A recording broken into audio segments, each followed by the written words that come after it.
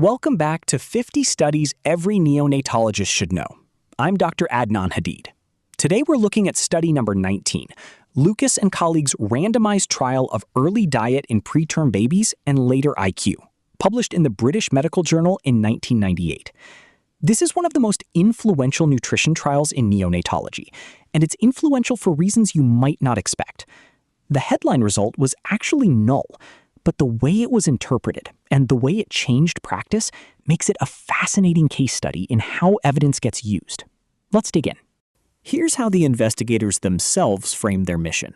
They set out to design a series of randomized prospective studies to test how vulnerable the developing brain is to poor nutrition during a specific window, what they called the critical spurt in brain growth. That's the core idea driving this whole line of work. In preterm infants, there's an early period where the brain is growing incredibly fast, and the hypothesis was that what you feed a baby during those first few weeks might have lasting effects on how their brain develops. It's an ambitious question, and notice the framing. They're testing vulnerability, a causal claim about lasting harm from a temporary nutritional shortfall. Let's turn that into a precise research question. Let's frame this as a PICO question. The population is preterm infants born weighing under 1,850 grams, so quite small babies. The intervention was a nutrient-enriched preterm formula, given during roughly the first 4 weeks of life. That formula packed in more protein, more fat, and more calories than standard formula.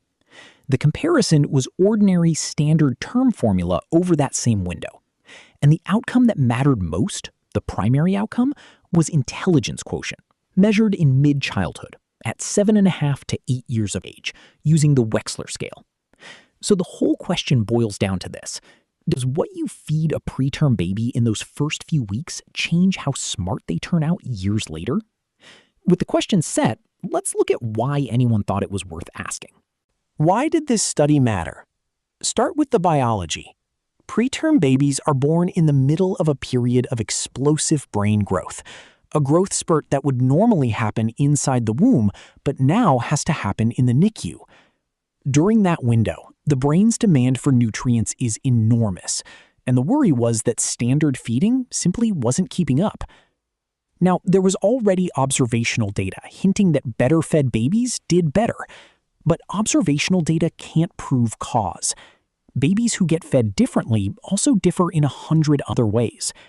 The only way to actually test the causal claim that nutrition itself, not everything around it, drives long-term brain development was a randomized trial. That's exactly what Lucas and colleagues set out to build as part of a whole program of linked studies. Let's see how they designed it. Here's the design at a glance. The study ran a long time. Enrollment began in 1982, and the mid-childhood IQ results weren't published until 1998, 16 years later. That patience is one of its strengths. It was run across 2 centers in the United Kingdom, and it was a parallel group randomized controlled trial. In total, 424 infants were randomized. 2 design features matter. First, stratification. They split infants by whether the mother wanted to provide breast milk. That created 2 parallel trials, A and B, and then further by birth weight, above or below 1,200 grams. Second, timing. The trial diets only ran about 4 weeks, stopping at discharge or when the baby hit 2,000 grams. So we're talking about a genuinely brief nutritional intervention, then years of follow-up. Let's look at exactly who was enrolled. Who was in the study? The included infants were born preterm, weighing under 1,850 grams, enrolled at those 2 UK centers. The exclusions were narrow. Babies with major congenital malformations or any condition already known to impair growth or development. That keeps the sample clean. Now, follow the numbers because they're a real strength here. 424 infants were randomized. Of those, 377 survived. And 355, nearly all the survivors, were fully assessed at age 7.5 to 8. That's a 98% follow-up rate of survivors, years after enrollment. In long-term neurodevelopmental research, that's remarkable. A big part of why they managed it was the UK's unified health system at the time, which made it far easier to trace families. Low attrition like this really strengthens our confidence in the primary result. Now, let's look at what the babies actually received. The intervention has a branching structure, so let's walk the tree. Every infant started the same, preterm, under 1850 grams. Then they split based on the mother's feeding choice. If the mother chose not to provide breast milk, the baby entered Trial A, where formula was the sole diet. If she did want to provide breast milk, the baby entered Trial B, where formula supplemented her milk. Within each trial, infants were randomized to one of two formulas, an ordinary standard term formula or a nutrient-enriched preterm formula. The nutritional contrast is the whole point. The preterm formula packed in more protein and more fat, about 0.334 megajoules per 100 milliliters versus 0.284, roughly a 15 to 18% bump in energy density, plus more of the building blocks a growing brain needs. That's the exposure we're testing. Now, what did they measure?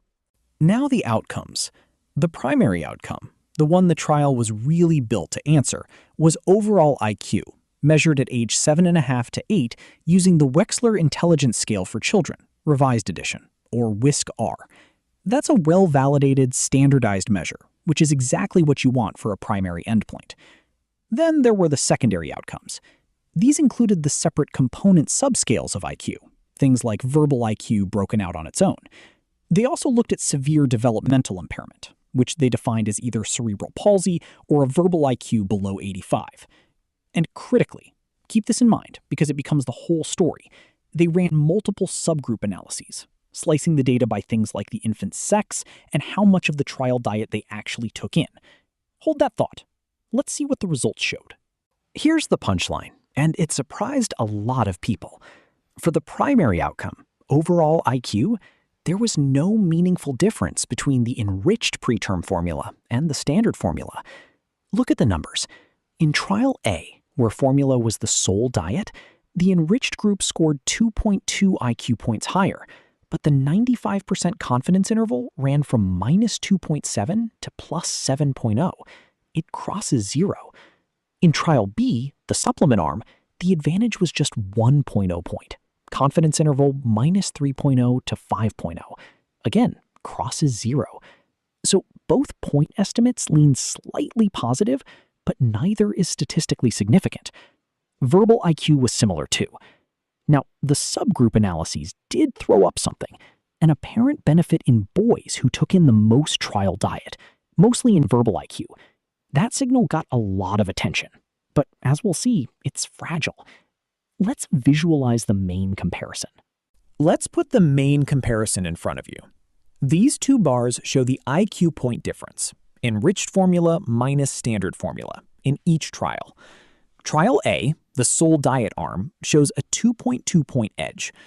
Trial B, the supplement arm, shows a 1.0 point edge. Both bars point in the same direction, favoring the enriched formula. And if you only glanced at the bars, you might think, okay, enriched is better. But here's what the bars alone don't show you.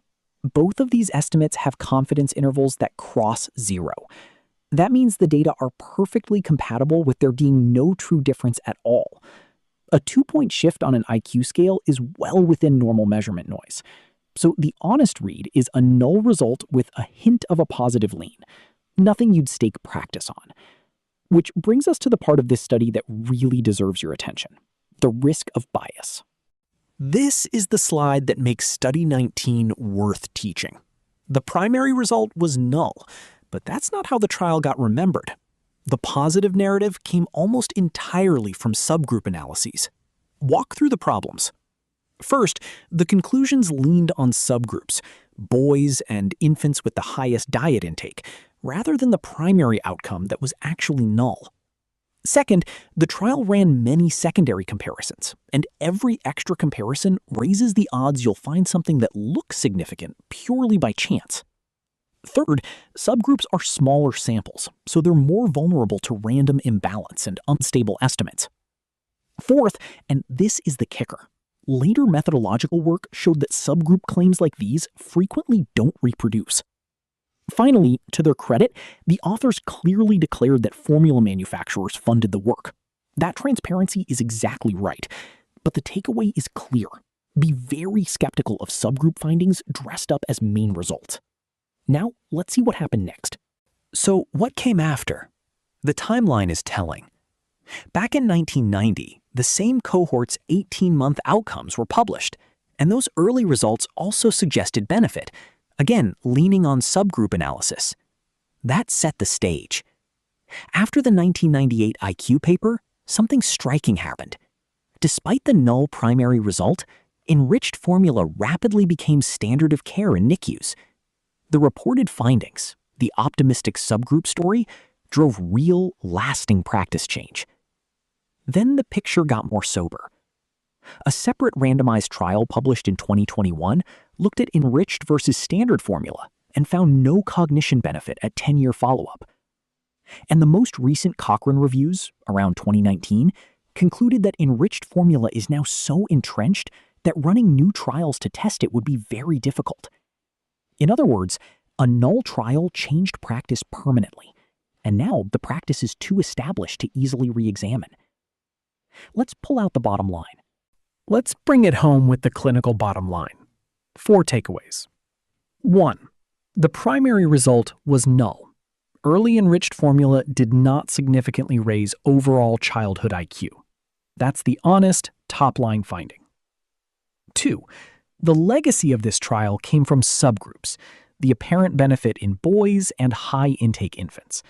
Those are fragile analyses, and you should read subgroup claims in this study and in general with real caution.